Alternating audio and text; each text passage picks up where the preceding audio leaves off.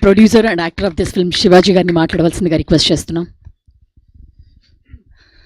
అందరికీ నమస్కారం. మీడియా మిత్రులకు, పాత్రికేయ సోదరులకు, ఎలక్ట్రానిక్ మీడియా మిత్రులకు అందరికి కూడా పేరు పేరున స్వాగతం.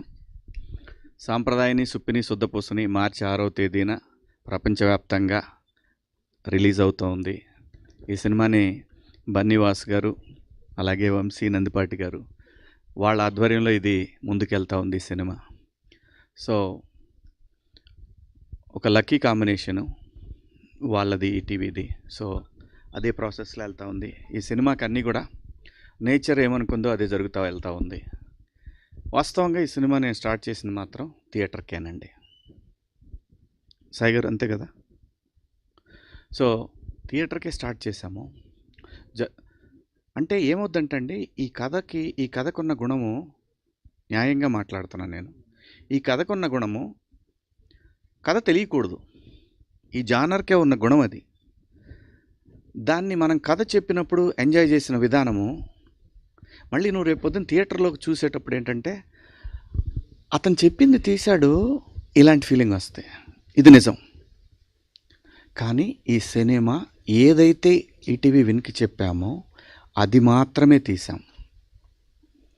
ఎక్కడా కూడా సినిమాలో ఒక కొంచెం ఎక్కువ కొంచెం తక్కువ అనేది ఉండదు. వాళ్ళకి ఏదైతే చెప్పామో అదే తీసాం. ఇందులో వాళ్ళకి చెప్పిన ఆర్టిస్టుల కన్నా కూడా చాలా పెద్ద ఆర్టిస్టులను పెట్టాను ఈ సినిమాకి.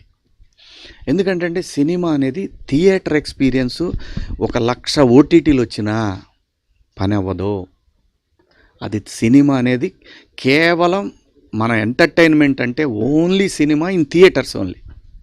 ఇంకెక్కడ చూసినా కానీ అంత ఆనందం మాత్రం రాదు. అన్నీ మర్చిపోవాలంటే ఓటీటీలో ఏముందండి, సినిమా చూస్తా ఆపి పాజ్ చేసి బయటికి పోవచ్చు, చేయొచ్చు, రావచ్చు, ఏమైనా చేయొచ్చు. పాపం ఆయన అసలు ఏం చెప్పాలో తెలియట్లేదు ఆయనకి. అదేం లేదు, చెప్తామండి, అన్నీ చెప్తాను, క్లియర్గా అన్నీ చెప్తాను నేను. సో ఏమైంది, ఈ కంటెంటు వాళ్ళు ఓటీటీకి ఎందుకు అడిగారనేది నేను దాన్ని కూడా క్లారిఫై చేస్తున్నా. వాళ్ళు చెప్పారు ఆల్రెడీ. ఇంత మంచి కంటెంటు ఒరిజినల్లో ఇంతకుముందు అంటే ఒక 1.5 year నుంచి వాళ్ళు డైరెక్ట్గా ఒరిజినల్స్గా రిలీజ్ చేయలేదు. సినిమా వేసిన థియేటర్ వేస్తున్నారు, దాంట్లో వేస్తున్నారు. ఫ్రెష్ కంటెంట్ వాళ్ళకి కావాలి అనే ఉద్దేశంతో వాళ్ళందరూ టీం అంతా కలిపి నిర్ణయం తీసుకున్నారు. ఒకసారి ఈటీవీ వాళ్ళు నాకు ఏది చెప్పినా ఐఎమ్ ఓకే, లోపల ఏమున్నా సరే ఓకే. ఎథికల్గా నేను అలాగే ఉంటాను. ఈటీవీ కంపెనీ అంటే నేను అలాగే ఉంటాను. 100 కోట్లు పెట్టిన సినిమా అయినా సరే ఓటీటీ అంటే ఓకే సార్ అలాగే అంటాను. సో కాబట్టి దీంట్లో ఎటువంటి ఇది లేదు. ఖచ్చితంగా ఈ సినిమానే కదండి, నేను చిన్నప్పుడు అన్ని సినిమాలు చూసా. భానుచంద్ర గారి, సుమన్ గారి, ఇంకా ఎవరు అసలు ఏ సినిమా వస్తే ఆ సినిమా చూసేవాళ్ళం. Just entertainment. సో కాబట్టి ఓటీటీ థియేటరు అనేది లేదు. థియేటర్ ఎక్స్పీరియన్స్ వేరు. ఆ ఎక్స్పీరియన్స్ని ఈ సినిమా మీకు 100% ఇస్తుంది. సినిమా ఇది థియేటర్లో వర్కౌట్ అవ్వదు, దీన్ని ఓటీటీ, ఆ ఉద్దేశం అస్సలు లేదండి, ఎవ్వరికి కూడా లేదు. ఉంటే వంశీ గారు, బన్నీవాస్ గారు, ఆయన బన్నీ అంటే అలవాటు అయిపోయింది మాకు. సో ఎందుకు రిస్క్ చేస్తారండి, ఎవరైనా చేయలేరు. వంశీ గారు, బన్నీ గారు, వాసు గారు సినిమా చూసి నా చెయ్యి అలా పట్టుకొని పక్క తీసుకెళ్ళారు. చాలా మంచి సినిమా తీసామన్నా, చాలా క్వాలిటీ ఫిలిం తీసామన్నా అన్నారు. లేకపోతే సినిమా చూశారు బాగుంది అని నేను వెళ్ళిపోతారు కదా. వంశీ గారికి అంతకుముందు చూపించినప్పుడు ఏంటి, జస్ట్ ఊరికే రష్ చూపించాం. కాపీ వచ్చి నాకు చూద్దామన్నారు. కాపీ వచ్చినా చూసారు. ఇప్పుడు ఎలా ఉందండి వంశీ గారు అన్న, బాగుందండి అంతే. ఎవరెవరు చూసారు, మీరు వచ్చారు, వంశీ గారు, అనిల్ గారు, అలాగే ఈటీవీ ఫ్యామిలీస్ అందరూ చూసి, మా ఫ్యామిలీసు, మా టెక్నీషియన్ ఫ్యామిలీస్ అందరూ హిలేరియస్గా ఎంజాయ్ చేసిన తర్వాత ఒకటే ఆలోచన, అంతే, ఇంకా రెండో మాటే లేదు, థియేటర్కి వెళ్ళిపోదాం. ఏం సాయి గారు, పక్కా ఇదే అండి. ఇందులో ఏమీ మేనమేషాలు ఏమీ లేవు. అసలు ఒకటండి, బాలేకపోతే నేనే ఒప్పుకోను. ఏంది, మన బిడ్డ అయితే మాత్రం బాలేకపోతే ఎలా, దాన్ని ఆ లెక్కలో ఎలా చూస్తాం, చూడలేము. సో ఇంత మంచి సినిమానే థియేటర్కి తీసుకొస్తూ ఉంది. చాలా, నేను ఎక్కడా కూడా ఇంత కూడా లోపల గుండెల్లో ఎంత బాధ ఉన్నా కూడా నేను ఎక్కడా కూడా ఏమో సినిమా నిర్ణయమేనేమో ఓటీటీకి వెళ్ళటం, ఓకే అలాగే వెళ్దాం అనుకో. మళ్ళీ అది ఎలా వచ్చి మళ్ళీ థియేటర్కే వచ్చింది సినిమా. సో సినిమాకి ఎప్పుడు ఏం కావాలో అదే జరుగుద్ది తప్ప మనం ఏం ఊహించుకున్నా జరగదు. సో అలా ఈ సినిమాకి జరిగిందండి.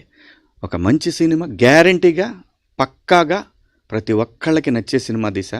ధైర్యంగా ఇది నేను తీసిన సినిమా అని చెప్పుకోవడానికి ఏ మాత్రం చిన్న ఆలోచన కూడా మీరు కూడా మీ మన్ననలు అయితే గ్యారంటీగా పొందుతాను. మంచి సినిమా తీసామనే మాట అయితే వస్తూ ఉంది.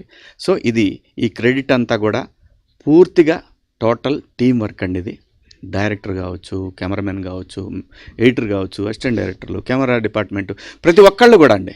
ప్రతి ఒక్కళ్ళు నాకు ఫ్రీడమ్ ఇచ్చినటువంటి ఈటీవీ కావచ్చు, అందరూ ప్రతి ఒక్కళ్ళకి ఈ క్రెడిట్ వెళ్తూ ఉంది. ఆర్టిస్టులుగా లయ నిజంగా ఆమెకి మేము ఇచ్చిన డేట్లు చాలా తక్కువ. 20 డేస్ అయినా ఇచ్చాం.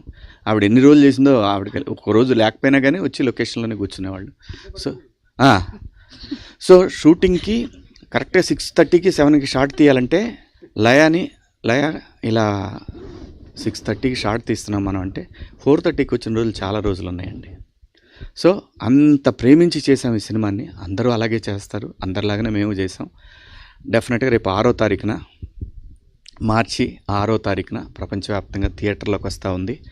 మీ అందరూ దీన్ని ఖచ్చితంగా ఆదరిస్తారని, అలాగే నా తోటి నటినట్లు అందరూ కూడా ప్రతి ఒక్కళ్ళు, ఆలీ అన్న అయితేనేమి, ప్రిన్స్ అయితేనేమి, ఇమ్మాన్యుల్ అయితేనేమి, అలాగే విలన్ శరత్ గారు అయితేనేమి, బెంగళూరు కన్నడ ఆర్టిస్ట్ ఆయన అయితేనేమి, అందరూ ప్రతి ఒక్క ఆర్టిస్టు కూడా డేట్లతో సంబంధం లేకుండా అడిగిన ప్రతిసారి వచ్చారు. అలాగే ఈరోజు రోజా ఉన్నా కూడా ఆలీ అన్నకి ఫోన్ చేసి, అన్న మీరు వస్తే బాగుంటుందన్న అంటే ఆయన వచ్చేసారు. అది కూడా నాకు అనిపించింది లోపల, ఆయన ఉపవాసంలో ఉన్నారు, ఏమో అల్లా బ్లెస్సింగ్స్ ఉంటే వస్తాడు అనుకున్నాను. వచ్చేసాడు అలీ అన్న కూడా. సో ఇంతమంది బ్లెస్సింగ్స్ ఉన్నాయండి ఈ సినిమా. దీనికి 1.5 year కష్టం. ఖచ్చితంగా రేపు 6వ తారీఖు ఈ కష్టానికి మీ అందరి నుంచి ఒక మంచి అప్రిషియేషన్ వస్తుందని ఆశిస్తూ, మా సినిమాని మీరందరూ థియేటర్లో తప్పక చూస్తారని కోరుకుంటూ, థ్యాంక్ యూ. ఇంకెవరిని మర్చిపోలేదు కదా, థ్యాంక్ యూ సో మచ్. ప్రతి ఒక్కళ్ళకి కూడా నన్ను ఏది అడిగితే అది, ఎప్పుడు కూడా ఒకటే అండి, ఈటీవీ విన్కి నాకు ఏదైతే బాధ్యత అప్పచెప్పారో ప్రతి ఒక్కటి నన్ను వాళ్ళు ఎప్పుడూ అడగలేదు ఏంటి అని. ప్రతి ఒక్కటి ఆర్టిస్టుల విషయం కానివ్వండి, లొకేషన్స్ కానీ ఏదైనా సరే ఒక మెసేజ్ కొట్టి అప్రూవల్ తీసుకొని చేసేవాడిని. ఎందుకంటే నేను అడిగాను వాళ్ళను, ఫస్ట్ కట్ చూపిస్తా సార్, అప్పుడు మీరేం చెప్తే అది చేస్తానని.